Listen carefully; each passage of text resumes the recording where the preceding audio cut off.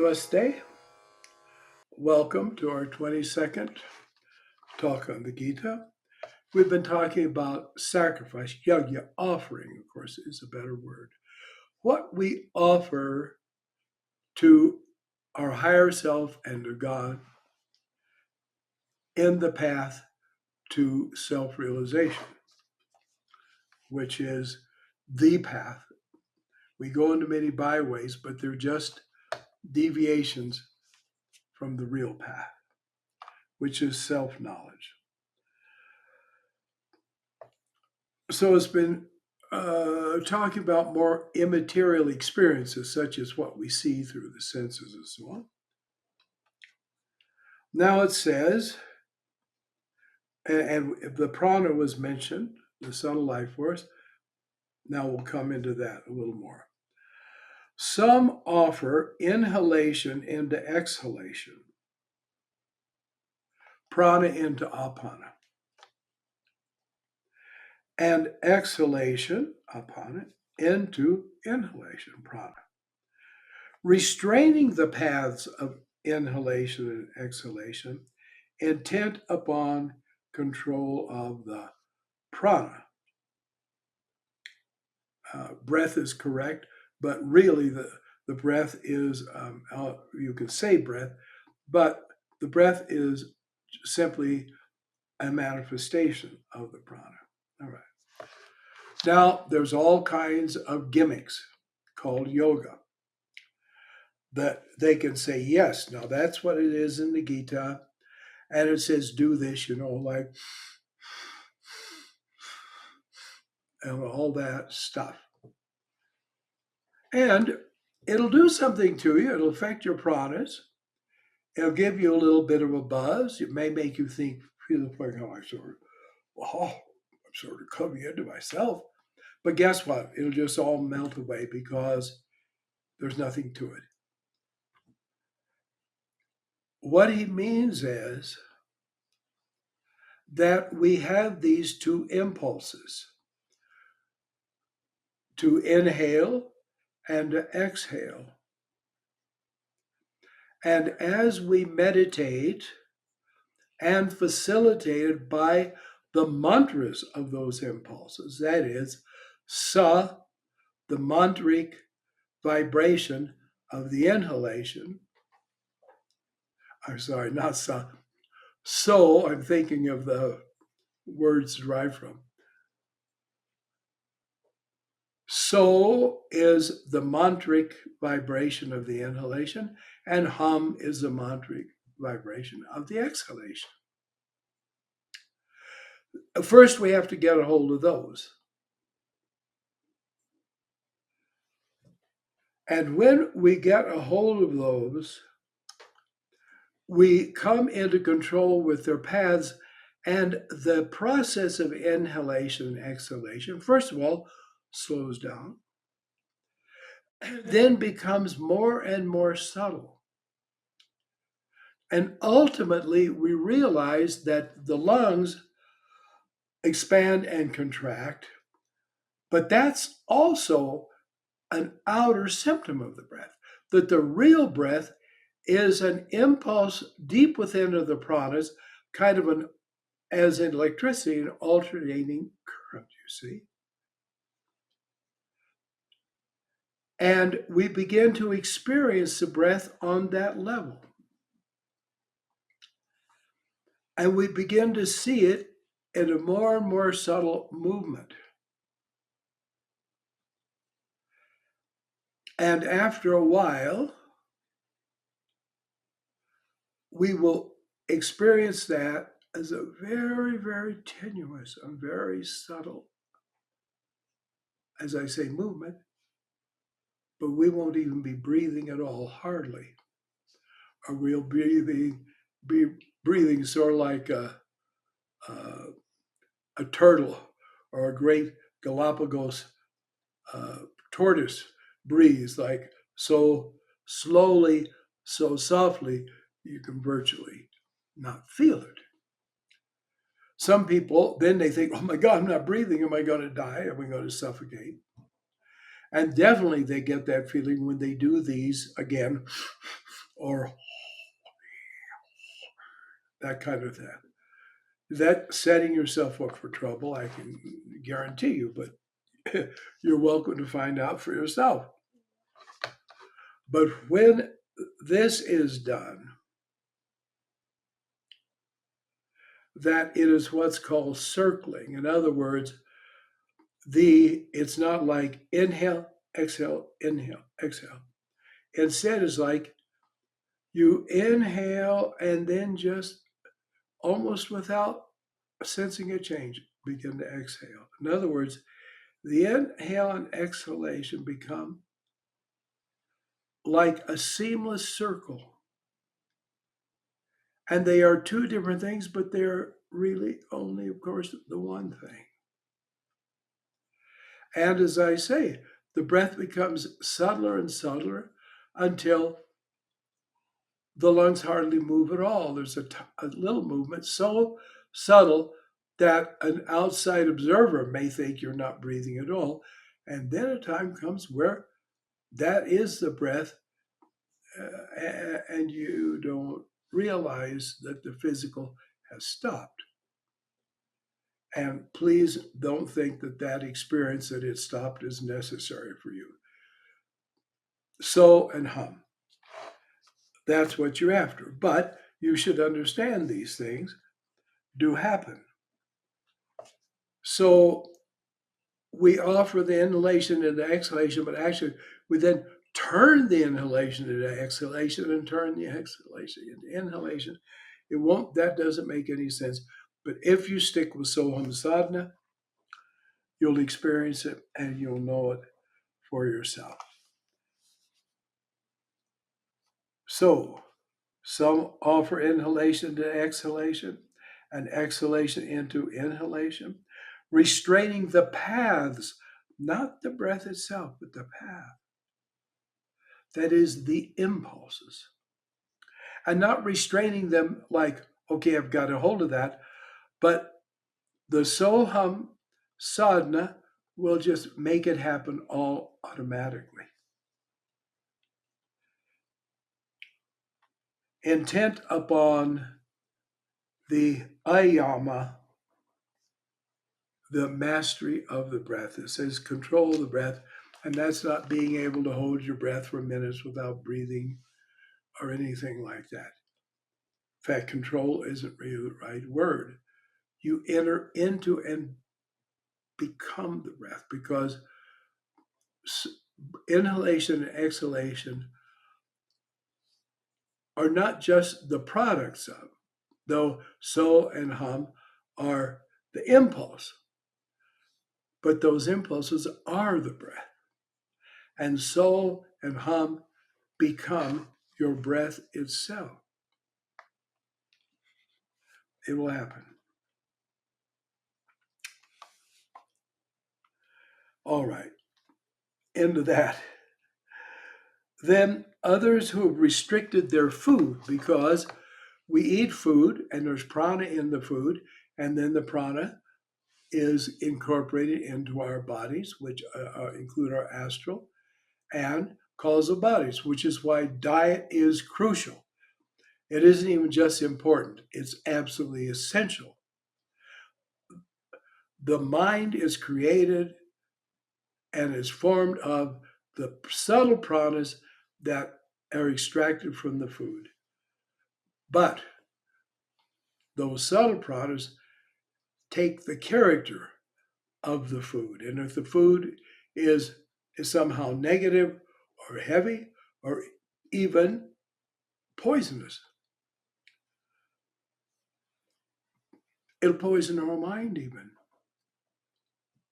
And no one with any intelligence wants the mind of a chicken or a fish.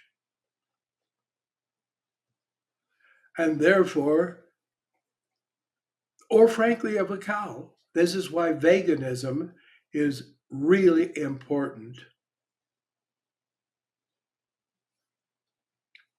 So there should be no animal element in the diet, so there will be no animal mind being grafted into our mind. Well, you say, well, what kind of consciousness does a rutabaga have? None. It has a manasic body.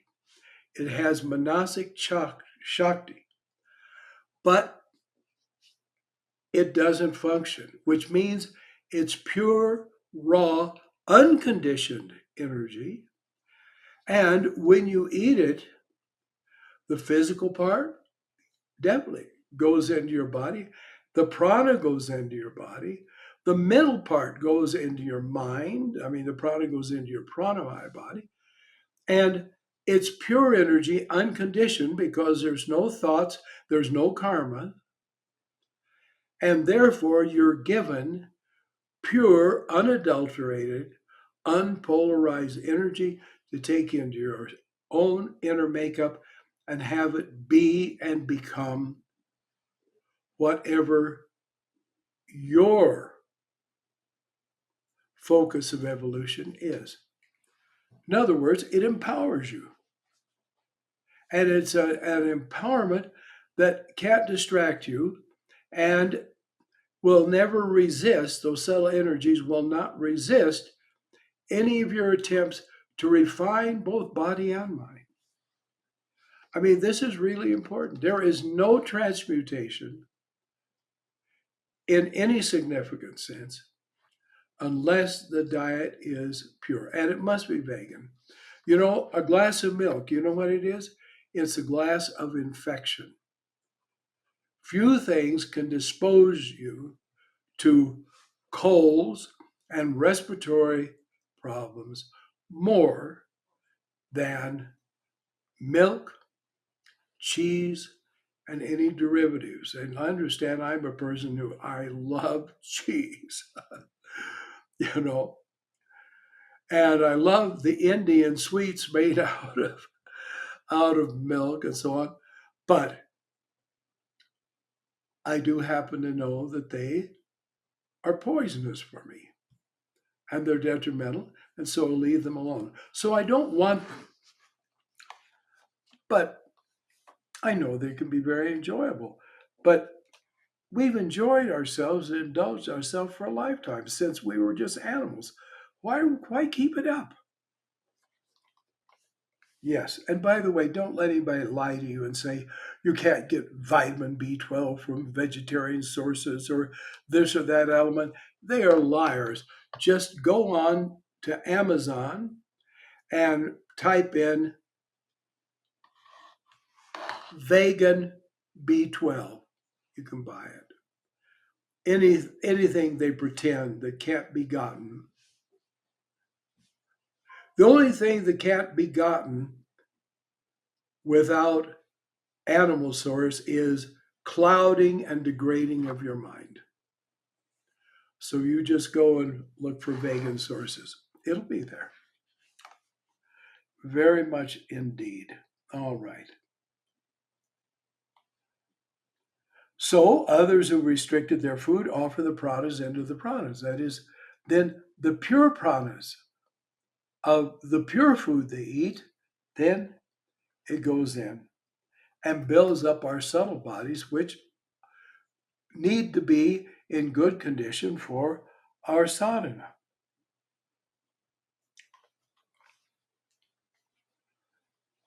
And then what will that do for us? It will make us truly alive. So Krishna says an interesting thing here, eating the amrita. Amrita is something which makes you immortal. Mrityu is death. Amrityu is undeath, immortality. See, Mrityur Mamritam Gamaya. From death to immortality, lead us, that prayer. If we're not doing it ourselves in our daily life, what use is it to ask God to do it?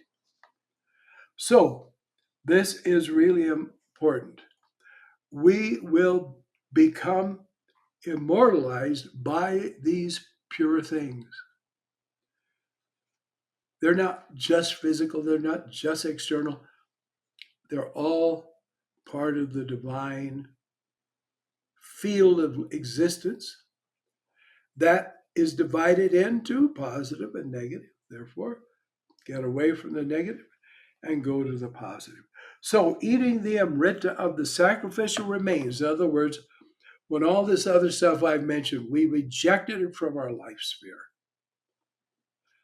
And we live on those things that are truly pure and truly in harmony with the yoga life. They go to the eternal Brahman. Now, sadhana is needed, I assure you. But that's the way we do it. It's very easy. And you can get a nostalgia for some of the old stuff. I frankly don't, but I know you can, and I have in the past. But see, you're going toward the eternal. Though most people in the world, they don't value the eternal. They don't even know it exists. And if they find it out, they don't care anyway. But, O Arjuna, you be a yogi. Even this world, Krishna continues, is not for the non sacrificing. Because this world is meant for the yogi. Now, it can accommodate all levels of consciousness and all conditions of consciousness.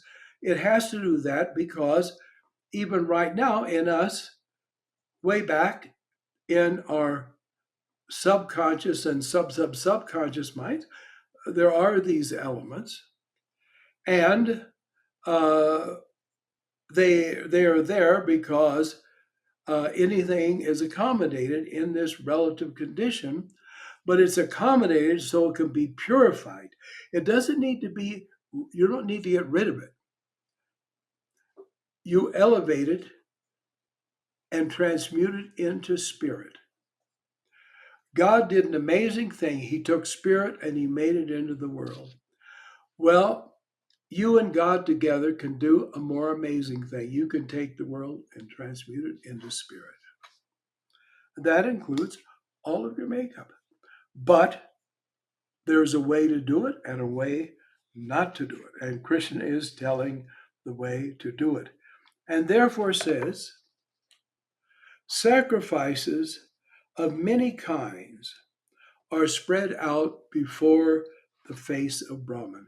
We're living right in the presence of God at all moments. And these are offerings offered to God.